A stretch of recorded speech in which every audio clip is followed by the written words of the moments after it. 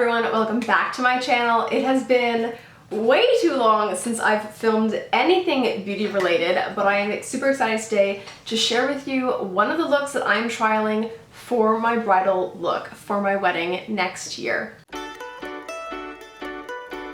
I think that I've decided I'm going to do my own makeup. I feel like I've got enough time to find a look that really speaks to me. So I'm going to be sharing them as I come up with them. I also have a lot of other fall content that I'm super excited to share with you guys.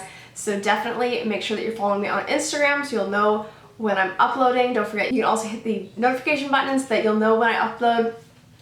I have lots of wedding content coming, so be sure to subscribe, like, and comment. It really does make a huge difference, and I really do appreciate it. So if you want to see how I got this look, keep on watching. Alright guys, so I apologize for the lighting. I definitely am a little bit blue down here and a little yellow up here, but we're gonna make do. It's been a hot minute since I filmed anything makeup and beauty, and I'm excited. So I'm not getting married until next September. I think I've always kind of felt that if I was going to do hair or makeup professionally, I'd rather get my hair done just because I'm not quite as dexterous with my own hair. But my makeup, I can do a little bit more. And I also have tons of time to, try different techniques, so on and so forth. So this is one of the looks that I have kind of come to love.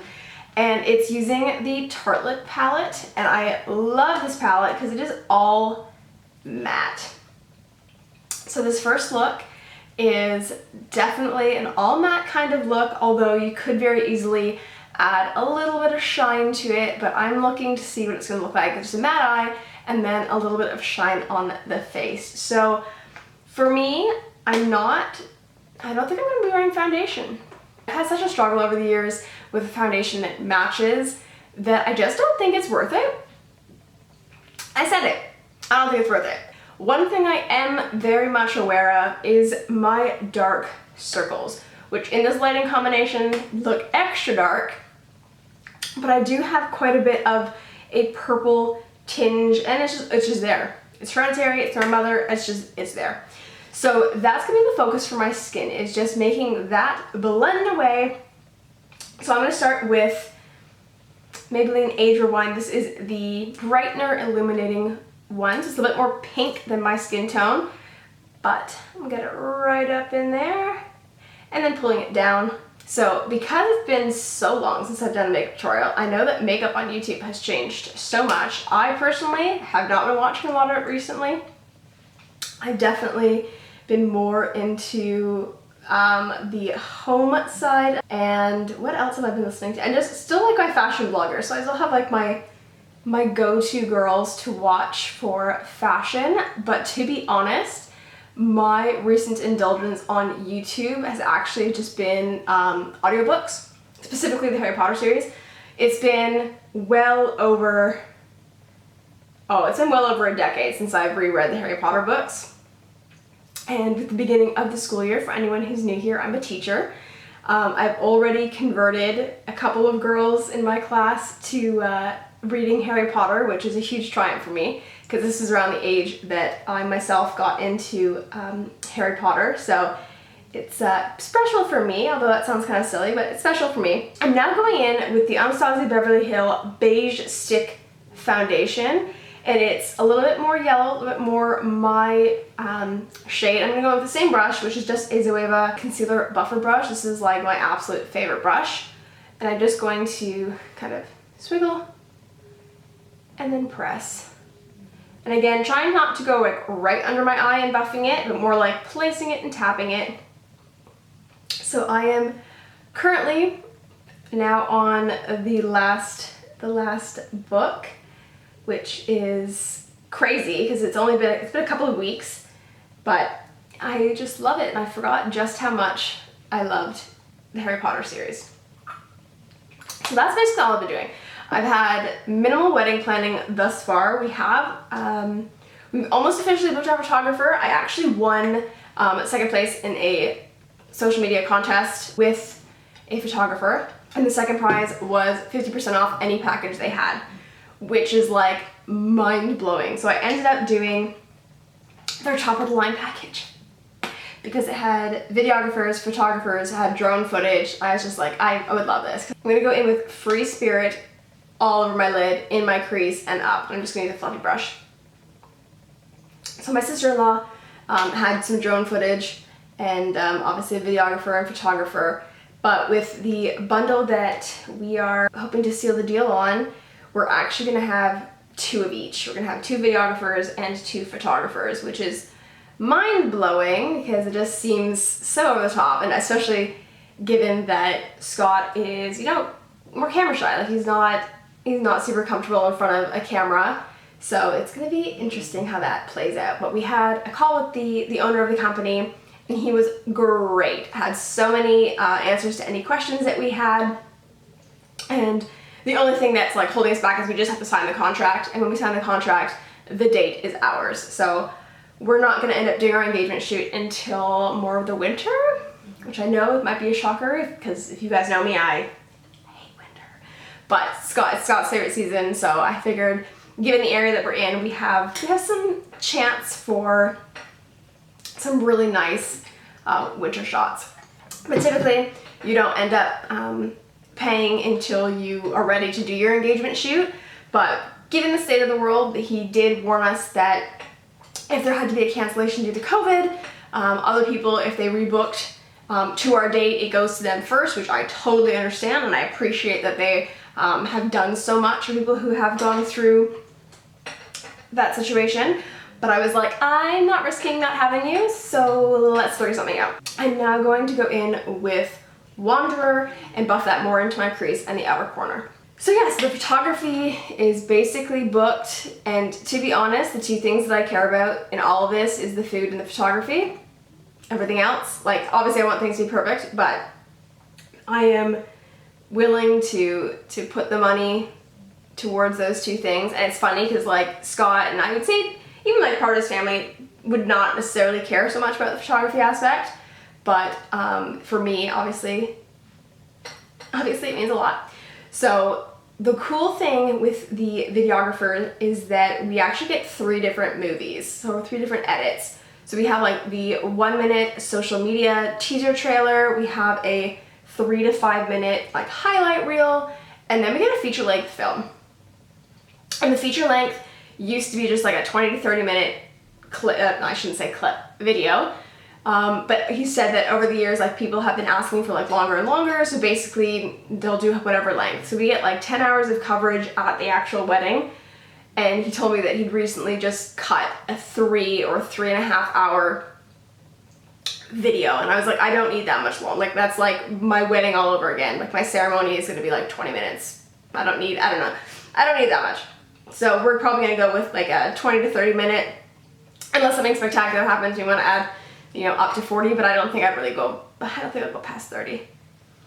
So that's what we got so far. And of course with this look, I'm not trying to elongate my eyes too much. I might blow it out just a smidge. But yeah, so the videographer is basically set, or I should say the photography is basically set. I am preparing to go wedding dress shopping.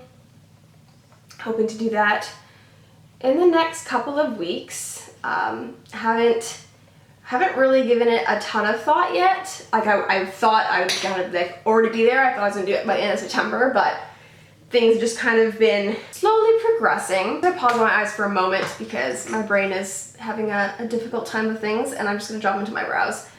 But I'm planning my dress shopping, hoping to avoid Toronto like the plague, hoping to kind of find a few things that are more out towards myself.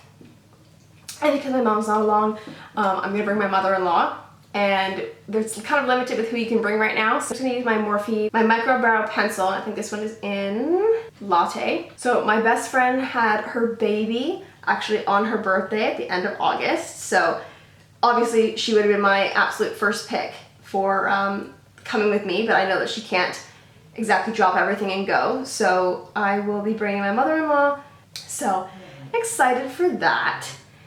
We don't have a very large bridal party. I say that, but it's like there's 3 on either side.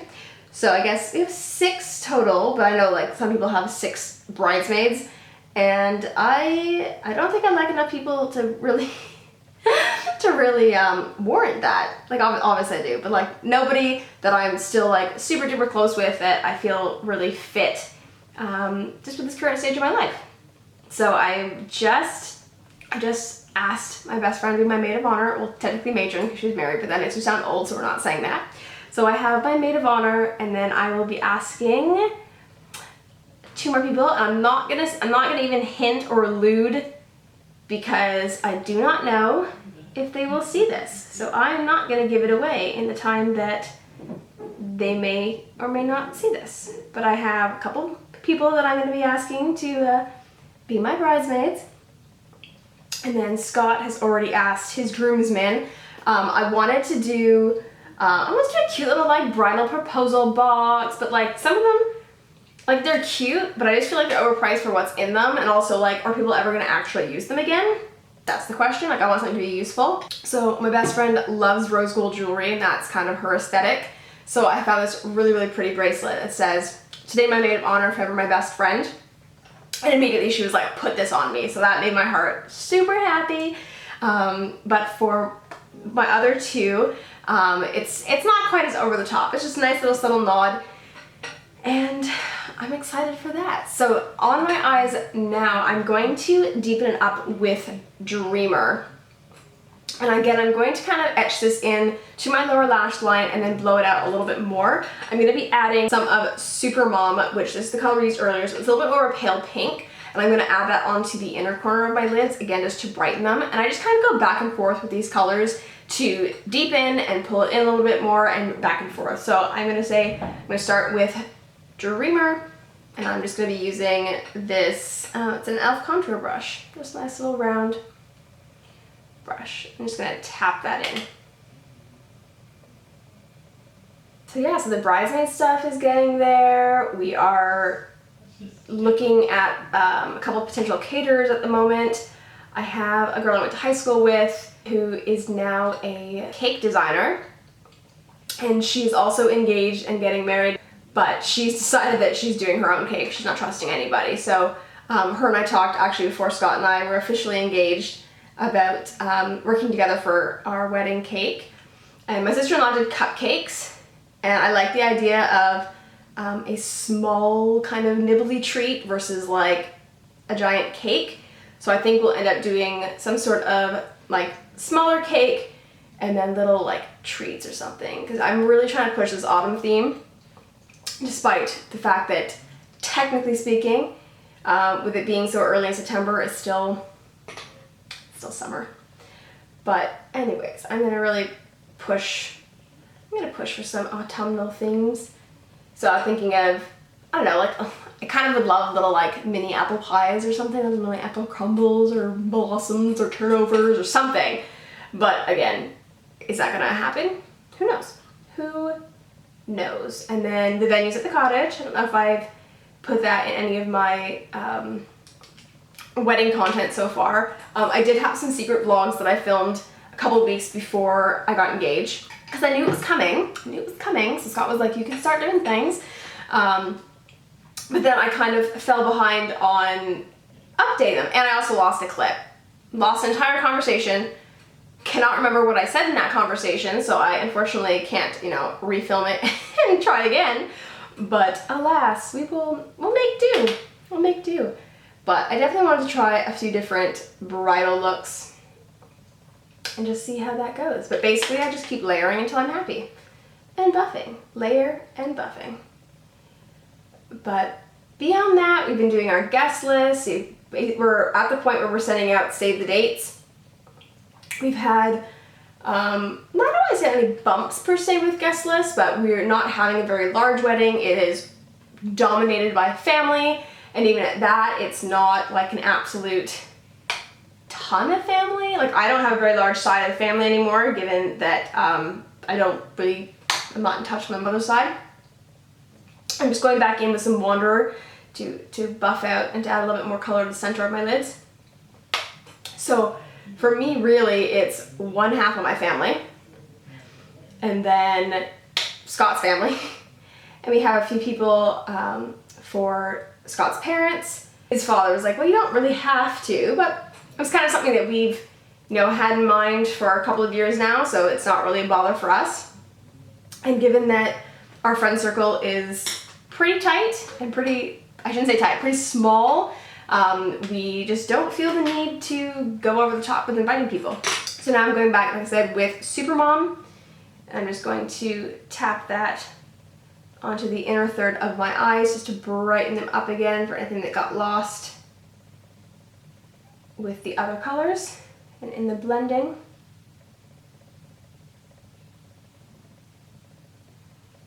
So doing save the dates, and when we have the final call on our numbers, which we're within a day of actually doing that, I'm going to decide how we're going to do our invites. Because part of me really wants to have something very pretty, but I also don't want to spend an absolute fortune on paper that only a handful of people are actually going to keep and look at again. Because I think most people just, chuck them. So I would like some nice ones. I'm now going to take this really detailed brush. This is a chisel shader brush from Crown, and I'm going to go in with Multitasker, which is this dark shade right here. And this is what I'm going to buff into my lash line on both sides on the top, and I'm going to use what's left and a bit of Dreamer just on the outer edge, just on the outer edge of my eye. Because I haven't quite decided if I want a brown liquid liner yet, because I don't really feel like I need a wing, but I definitely want to darken up my lash line a little bit. Also haven't decided if I'm doing falsies, because I don't get along with falsies very well, and I know I'm going to cry.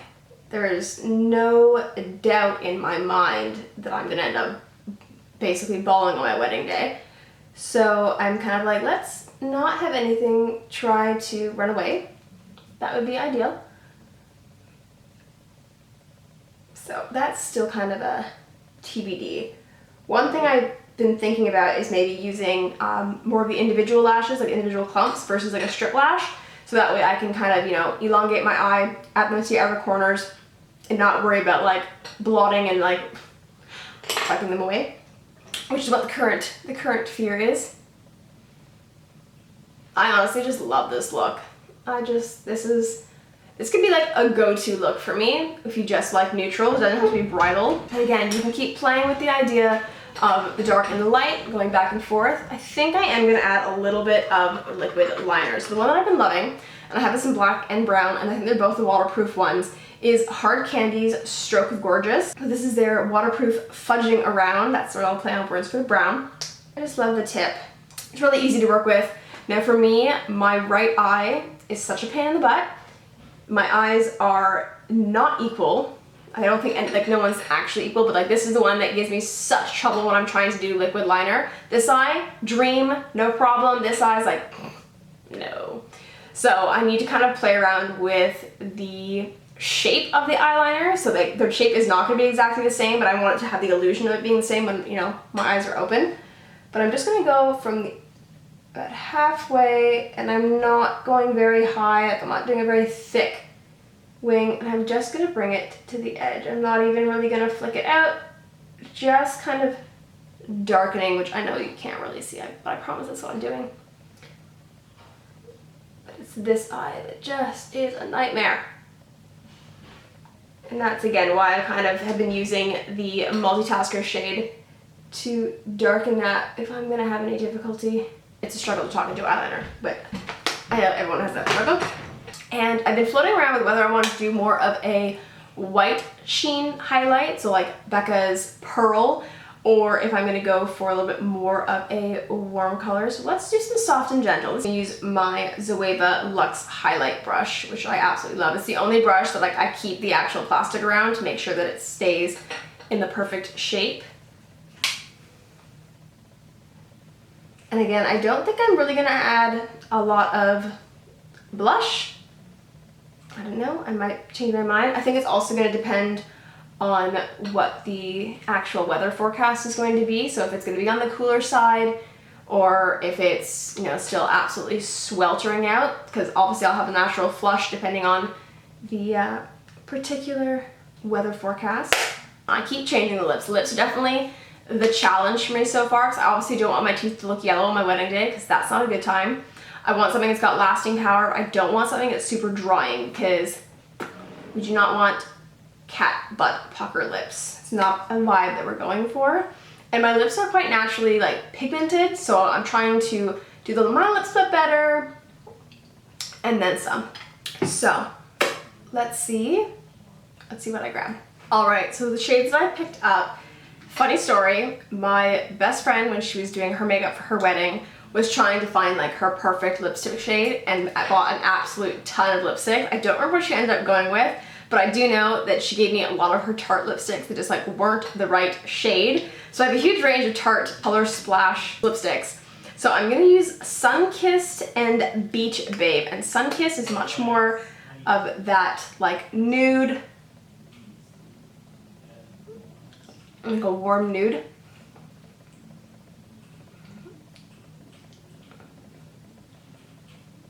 Which by itself is very pretty. It's very like summer color, but I think it's a little too warm for me. Maybe not, but I always like to add a little bit of, this is like a more true nude, like Beach Babe. And then again, just in that center. I find that I can't wear Beach Babe by itself because it's more of like a concealer lip, but I feel like this makes my teeth look really nice, which I'm here for. But yeah, that is the look. I 100% forgot to add mascara, so I added my Elizabeth Arden Grand Entrance mascara, which I got in a holiday collection set back at Christmas. And that's the final look. Oh my goodness, I love it.